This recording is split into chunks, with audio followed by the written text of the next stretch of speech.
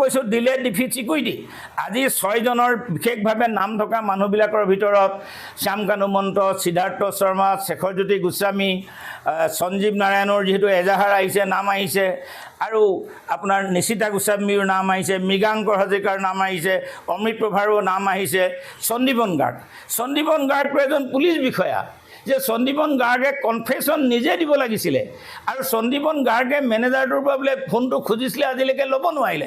তেওঁনো কেনেকুৱা পুলিচ বিষয়া, কেনেকুৱা কাজিন ব্ৰাদাৰ, মই এই কথাটো আজিলৈকে বুজি পোৱা নাই। এইটো আমাৰ অসমৰ মুখ্যমন্ত্ৰীয়ে বুজি পাব কেনেকুৱা কাজিন ব্ৰাদাৰ।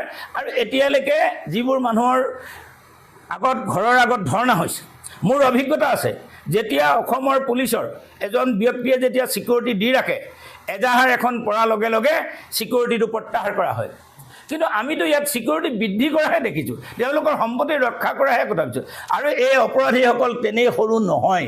এই অপৰাধীয়ে কাৰোবাৰ CMৰ লগত ফটো, কাৰোবাৰ প্ৰাক্তন DGPয়ে হওক, কোনোবা CISFৰ মুৰব্বীয়ে হওক, তেওঁৰ লগত ফটো, কাৰোবাৰ কোনোবা কথা আহিছে, কাৰোবাৰ লগত কাৰোবাৰ বিজনেছৰ সম্বন্ধ আছে। তো এই গোটেই কথাবিলাক তদন্ত ফাদিল কৰিবলৈ আমি কেতিয়াও বিশ্বাস নকৰোঁ। আমি ৰাইজৰ দলৰ তৰফৰ পৰা বাৰে বাৰে কৈছোঁ যে ইয়াৰ CBI তদন্ত লাগে। আজি অলপ আগতে মই এটা ফেচবুকো পঠাইছোঁ পোষ্ট এটা, আৰু সেই ফেচবুকৰ যোগেদি মোৰ যিখিনি কৰণীয় বা ক'বলগীয়া আছে মই কৈছোঁ।